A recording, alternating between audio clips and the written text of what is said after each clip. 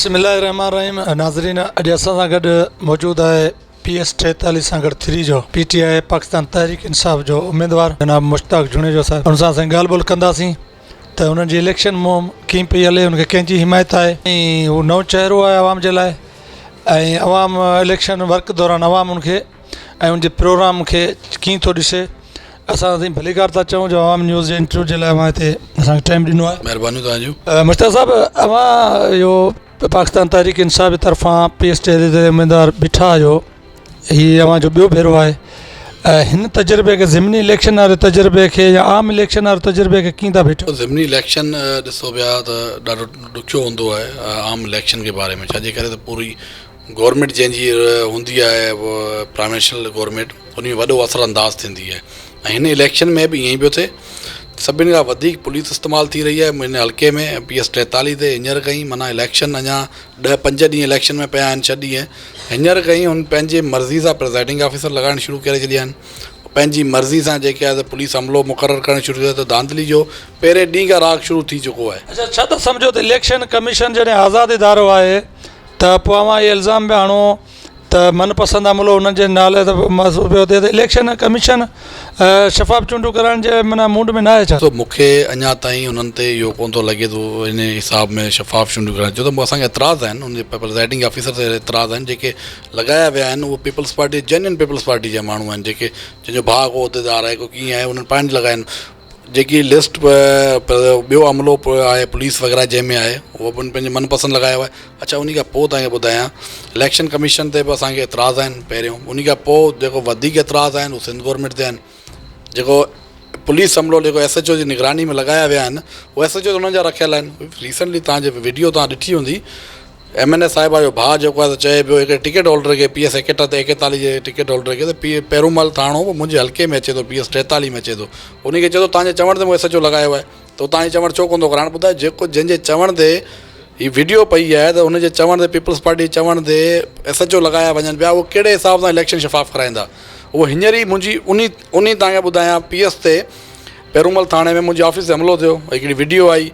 Video में हुनजो UCO सदर आहे उमेद अली चांडियो, जेको बैनर लाहे रहियो आहे PTI जा ऐं झंडा उछले रहियो आहे, उहा वीडियो असां ॾिनी आहे, हुनजी एप्लीकेशन असां ॾिनी आहे SSP सांगड़ खे, SHO खे, को एक्शन कोन थियो आहे। पोइ जॾहिं वीडियो वायरल थी त असांखे ख़बर पइजी त भई हिन जो रखियलु आहे जेको वंगार ऐं कमदारी हलाए पियो, त कहिड़ो पोलिंग ऐं जेको इलेक्शन शफ़ाफ़ कराईंदा। सबूत हुजण बावजूदि इलेक्शन कमीशन का कार्रवाई हिन मामले ते कई आहे? बिल्कुलु इलेक्शन कमीशन कार्रवाई इहा कई आहे त मोते नोटिस करे छॾियो आहे। जॾहिं मूं हुननि खे रिटर्न में इहो ॾिनो मॉनिटरिंग ऑफिसर खे त ही प्रॉब्लम आहिनि ऐं तव्हां कैंडिडेट जे सां गॾु हुनजी पिक्चर आहे ऐं हुनजे चवण ते इहो लाथो वियो आहे, तव्हां हुन ते एक्शन खणो, हुन ते शोकास ॾियो।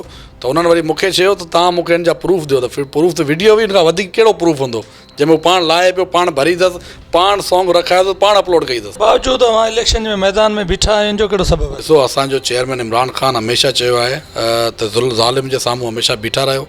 ही मज़लूम जेके हिते वेठा आहिनि, ॾिसो PS 43 जी आवाम नओं ताज़ो हींअर जेको आहे फ्लड ॾिठो आहे, जेको खिपरे जे माण्हू बि ॾिठो आहे, उहो ई सांगड़ जे PS 43 सांगड़ तालुके में सिर्फ़ु PS 43 जेको ज़िले सांगड़ में सभिनी खां वधीक मुतासिर थियो। उन इलाइक़े में पीपल्स पार्टी या उन जा नुमाइंदा उन टाइम जेके हुआ को हली वञण लाइ माण्हू लाइ तयारु कोन हो। ऐं हुन टाइम ते अगरि हींअर इलेक्शन न कयां ऐं विड्रॉ थो कयां या फार्म न भरायां त 1.5 लख 1.25 लख माण्हू वोटरनि जो हक़ कीअं इस्तेमालु कंदा?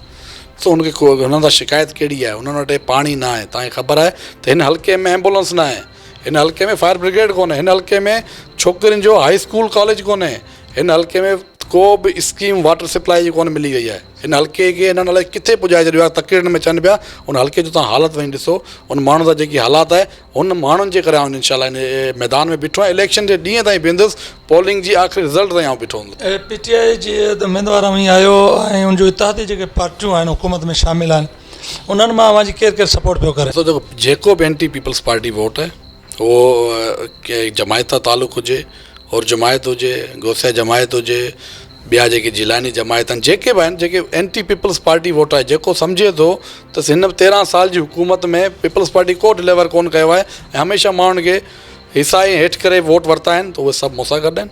ऐं उहो कॾहिं बि जेको आहे पीपल्स पार्टी खे वोट न ॾींदा, छो त हुननि जो नज़रियो असांजो नज़रियो हिकिड़ो ई आहे त सिंध मां करप्शन जो निज़ाम ख़तमु थियो वञे, सिंध मां हीअ जेके बदमाशी वारी हुकूमत आहे इहा ख़तमु कई वञे। फंक्शन लीग जाम जे ख़िलाफ़ उमेदवार मैदान में कोन ॾिनो, कोन बीहारियो, उहा उन जी पोज़ीशन हींअर किथे? अवां त गॾु बीठल आहिनि फंक्शन लीग वारा उहिदेदार वग़ैरह, या उहो उन्हनि जो हिमायत जामुनि सां अवां सां? ॾिसो, फंक्शनल पीर साईं पघारे साहिबु जेको आहे हुनजे हिकिड़े ख़ानदान जे हिसाब एतिराम जे हिसाब सां उमेदवार न बीहारियो। पार्टी जो मौक़िफ़ पंहिंजो अलॻि अलॻि हूंदो आहे। तहरीक इंसाफ़ जो मौक़िफ़ आहे त असीं पीपल्स पार्टी खे किथे बि सिंध में इहो खुलो ग्राउंड न ॾियूं, असीं हुन सां मुक़ाबिलो कयूं। इनशाला जेके बि आऊं पहिरीं बि चई चुका आहियां, जंहिंखे एंटी पीपल्स पार्टी वोट आहे उहो फंक्शनल हुजे, उनखां अलावा MQM हुजे, ॿियूं जेके असां सां पार्टियूं लॻाए पियूं आहिनि, जेके इत्तेहादी आहिनि असां सां, इनशाला उहो पाकिस्तान तहरीक इंसाफ़ जी सपोर्ट कंदा। फंक्शन लीग जा उहिदेदार उहा मुंहिंजी हिमायत कनि पिया, इहे वोटर त ठीकु आहे पंहिंजी यादि, फंक्शन लीग जी क़यादत ख़ुदि पीर साईं पघारा आहिनि, सदरुद्दीन शाह आहे या ज़ुलैया उहिदेदार आहिनि, उहा कंहिंजी हिमायत? साईं कंहिंजी हिमायत न पिया कनि, उहे न्यूट्रल आहिनि, उहे वेठा आहिनि, पीर साईं पघारे माण्हू न आहिनि बीहारियो, त उन करे उहे पंहिंजी जॻह ते आहिनि। पर तव्हांखे आउं हिकिड़ी ॿी ॻाल्हि ॿुधाईंदो रहां, फंक्शनल पीर साईं पघारे जो मुरीद ऐं फंक्शनल जो वोटर कॾहिं तीर ते निशान हणंदे कॾहिं बि आउं तव्हांखे ॿुधाए छॾियां कोन रखंदो। इनशाला हुननि जा सभई वोट बैट ते हूंदा ऐं पाकिस्तान तहरीक इंसाफ़ ते हूंदा। छाजे करे असां लाड़काणे जी इलेक्शन गॾु वड़ी आहे, असां उमरकोट जी इलेक्शन गॾु वड़ी आहे, असीं थरपारकर में गॾु विड़ो आहे। इनशाला सांगड़ में बि इहे वोट इनशाला पाकिस्तान तहरीक इंसाफ़ खे पवंदा। जे पारां हथु खणण लाइ को दॿाउ विधो वियो हो, इहा कहिड़ी हक़ीक़त आहे? हा साईं, हुर जमायत जे तरफ़ां मूंखे बिल्कुलु दॿाउ न विझो वियो, न को कंहिंजो फ़ोन आयो।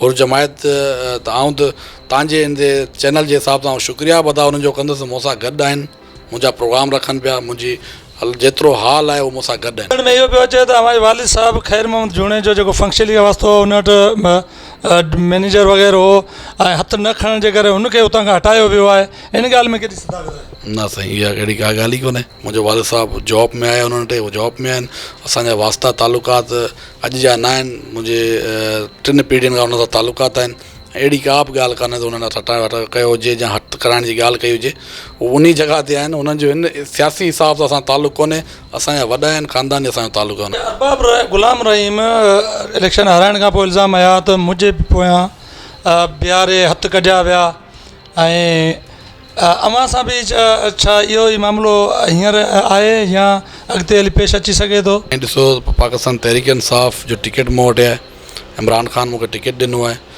ऐं मूंसां गॾु मुंहिंजी पार्टी बीठी आहे जेकी पाकिस्तान तहरीक इंसाफ़ जी तनज़ीम आहे। ऐं वैसे पाण रीजन जो सीनियर वाइस प्रेसिडेंट आहियां, 6 डिस्ट्रिक्ट जे मुंहिंजे अंडर में आहिनि, त उहो पूरी तनज़ीम मूंसां गॾु बीठी आहे, असांजो मर्कज़ असां सां गॾु बीठो आहे। त इनशाला जेकी पार्टी आहे उहा हमेशह कैंडिडेट सां गॾु बीहंदी आहे ऐं मूंखे पंहिंजी पार्टी ते मुकमल एतमाद। इलेक्शन जे हवाले सां अवां पंहिंजे वोटरनि खे PS 43 जी आवाम खे कहिड़ो पैगाम ॾींदो? सभिनि खां पहिरियां PS 43 जी आवाम खे इहो पैगाम ॾींदो, जेके 6 मरतबा तव्हां वटि MPSC रहिया आहिनि, उन्हनि 6 मरतबा जेको आहे हिन हल्के जी आवाम जी तक़दीर कोन बदिली त हींअर पोइ 7हों दफ़ो कुझु बि कोन था करे सघनि। तव्हां हिकु दफ़ो पाकिस्तान तहरीक इंसाफ़ खे आज़माए ॾिसो। इनशाला जेके तव्हां वटि स्कूल्स बंदि आहिनि, जेके स्कूल न ठही सघिया आहिनि, जेके हलंदड़ आहिनि, उन में माल बि ॿधो पियो आहे, तव्हां वटि फायर ब्रिगेड न आहे, तव्हां वटि स्कूल न आहिनि, छोकिरियुनि जो स्कूल न आहे। ऐं तव्हांखे हिकिड़ी ॿी वॾी ॻाल्हि ॿुधाईंदो हलां, MNS साहिबान हिते जी वुमेन्स आहे ऐं असां वटि को कॉलेज कोन्हे हिन हल्के ते 43 ते, छोकिरियुनि जो को हाई स्कूल कोन्हे जेके छोकिरियूं पढ़ी सघनि, जेके तालीम मिली सघे। त इनशाला इहा आवाम PS 43 जो आवाम 16 तारीख़ जो सुठो फ़ैसिलो कंदी ऐं मूंखे उमेद बि आहे, ऐं हुनजो शुक्रिया बि अदा कंदुसि जेतिरो हुननि मूंखे सपोर्ट कई आहे, तमामु घणी मूंखे सपोर्ट कई आहे। इनशाला 16 तारीख़ ते मूंखे हुनजी अपील बि हूंदी त उहे 16 तारीख़ ते घरां निकिरनि ऐं बैट ते टपो हणनि। इनशाला जेके बि हुनजा मुतालबा हूंदा सभु पूरा थींदा। इंसाफ़ तब्दीली जो नारो हणी मैदान में लथी, हुनखां पोइ ॾिठो करप्शन घटि कंदासीं, करप्शन वधी, अटो महांगो आहे, हुनखां अलावा महांगाई वधी आहे, पेट्रोल वधियो आहे, ऐं हिन वक़्तु जेको अवाम जी इहा सोच आहे त तब्दीली ख़ासि कोन आई, हुनजो कहिड़ो वॾो सबबु आहे? उन बावजूदि तव्हांखे उमेदु आहे तव्हांखे वोट ॾींदो? ॾिसो, अवाम खे हिकिड़ी इहा ख़बर आहे त कणक जो रेट सिंध में, अटे जो रेट ऐं पंजाब में ॿियनि सूबनि में फ़र्क़ु आहे। अवाम खे इहा बि ख़बर आहे त बसि साल पहिरीं सिंध गवर्नमेंट कणक ख़रीद कोन कई, वफ़ाक़ कई, सिंध गवर्नमेंट कोन कई। आबादगारनि खे जेको नुक़सानु थियो उहा बि उन्हनि खे ख़बर आहे, 1200-1100 में आबादगारनि कणक खपाई। उन्हनि खे इहा बि ख़बर आहे त जेको मुल्क जो वज़ीर आज़म हींअर आहे उहो हिन 2 पार्टियुनि वांगुरु हुननि जो चेयरमैन या हुनजा सरबराह करप्ट न आहे। असांजो अलाए शुक्र आहे, आवाम खे इहा बि ख़बर आहे त जहिड़े हालात में मुल्क पाकिस्तान तहरीक इंसाफ़ खे गवर्नमेंट मिली, हुन हालात में इंशाअल्लाह तमामु जल्दी जेको फ़र्क़ु अची रहियो आहे, मुल्क स्टेबल थिए पियो ऐं सभिनि खां मेन ॻाल्हि हूंदी आहे त लीडरशिप इमरान ख़ान ते पूरे पाकिस्तान अॼु बि मुतमिन हूंदो आहे। पाकिस्तान में हिन खां सुठो लीडर हिन टाइम ते को बि न आहे ऐं इंशाअल्लाह हीउ जेको महांगाई जो असीं मञूं त महांगाई बिल्कुलु आहे, हिन महांगाई जो जेको बहरान आहे इंशाअल्लाह हिनखे तमामु जल्दी जेको आहे उहो ख़तमु कयो वेंदो। जी तहरीक हले पई उनखे तव्हां कीअं ॾिसो? बिल्कुलु साईं, उहो संदे नारो जे लाइ पंहिंजी तहरीक हलाए रहिया आहिनि। हुनखे अॼु अगरि नारो ख़ान साहिबु ॾेई छॾे त सुभाणे हुनजी तहरीक ख़तमु थींदी। अच्छा, ही उहे ई पार्टियूं आहिनि जेके हमेशह हिक ॿिए जे मुखालिफ़ रहिया। तव्हां KP मां ॾिसी वठो, असंदयार वली ॾिसो, फज़ल रहमान ॾिसो, हमेशह मुखालिफ़ रहिया। फज़ल रहमान ॾिसो, अचक रही ॾिसो, मुखालिफ़ रहिया। नवाज़ शरीफ़ ॾिसो, ज़रदारी ॾिसो, हुनजूं सॼियूं तक़रीरूं सम्झो ॾिसी वठो, उहे हमेशह हिक ॿिए जे मुखालिफ़ रहिया आहिनि। हिकु जॻह ते गॾु थियण जो मक़सदु इहो आहे त असांखे जेको आहे थाणेदार जॾहिं हिकिड़ो ईमानदार लॻी वेंदो आहे त सभु चोर गॾिजी वेंदा आहिनि। त हींअर थाणेदार असांजो ईमानदार आहे, इन करे सभु चोर गॾु। काफ़ी अरसो थी चुको आहे तहरीक इंसाफ़ खे, ऐं अवां जेको तहरीक इंसाफ़ जो मौक़िफ़ आहे त हीअ चोर गॾु थिया आहिनि, उन बावजूदि बि कंहिंखे बि माना सज़ा वग़ैरह जेको जो अमल आहे उहो सुस्त रफ़्तार सां पियो हले। उन बाबति तव्हां छा चवंदा? ॾिसो, असां हिननि ते जेके केसिस आहिनि उहे कोर्ट में हली रहिया आहिनि। अदालत जो प्रोसेस आहे, उहो अदालत जो तरीक़ेकार हूंदो आहे उन ते हले पियो।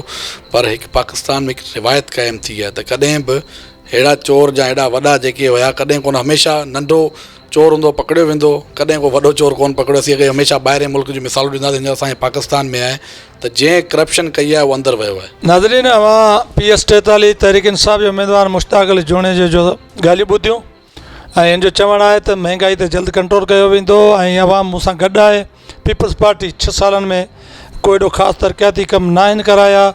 PS 43 में और गर्ल्स हाई स्कूल बि न आहे ऐं कामयाबु थी अवाम जे इन वाइदनि ते पूरो लहंदुसि।